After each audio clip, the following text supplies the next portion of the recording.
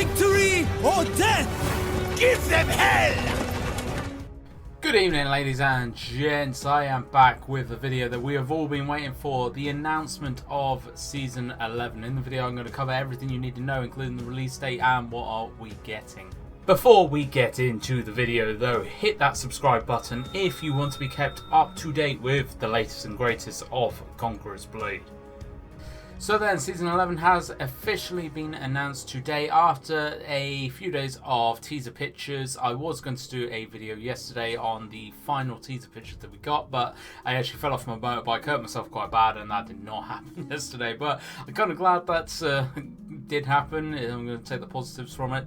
And actually, it gives me the chance to make this video about the official announcement of Season 11 and all of the details that we have so far.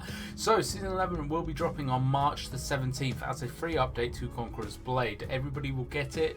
The game will be taken down for maintenance, and they will update it to Season 11, which will bring in a whole host of new goodies and things for us to explore. The first being 3 new units. We are going to be getting a 3-star, a 4-star and a 5-star unit, and they are all going to be of French origin, or that kind of French kind of feel. So the 3-star are the alchemists. These are going to be guys and girls that go around and actually give first aid to wounded soldiers, but they can also fight with makeshift weapons and explosives as well. Because they're going to be a tier 3 unit, don't think their combat prowess is going to be overly great, but their support ability should be quite good. If it is a more kind of supportive unit, in terms of actually healing, it's going to be very, very useful in certain circumstances. Banner guards are the 4-stars, or the epics, so they are going to be loyal knights carrying flags that strengthen allies and can actually be planted into the battleground to boost stats. Now, there is a very similar thing in chivalry. If anybody has played the game there, one of the classes ultimates can actually put a banner down and it gives everybody a boost and a heal. It's going to be very interesting to see what these banner guards are like, though, if they're actually going to be any decent in melee, because if they're not, they're just going to get swarmed, or if they even have any kind of melee abilities as well. I think the banner guards are going to be the most interesting units of this season. Chevaliers, then, this is the 5-star new cavalry unit coming into the game, and they are going to have powerful charges, plus they are going to synergize with certain 2 or 3-star units to gain special advantages.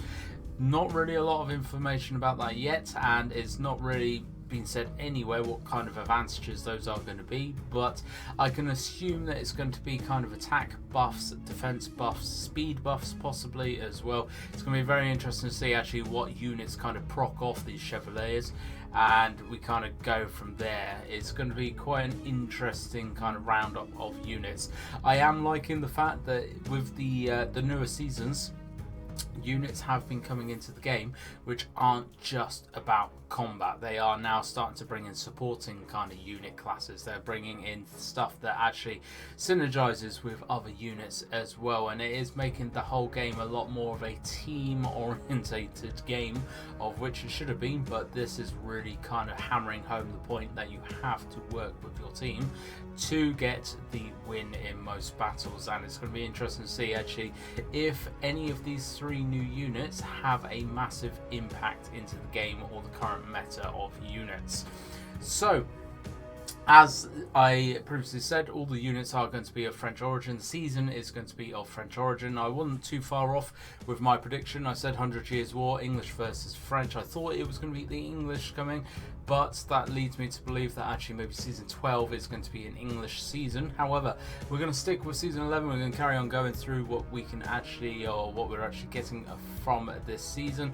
So there is a new map coming in for the Siege as well. And from what I've been told from people that have seen it, it looks very, very good.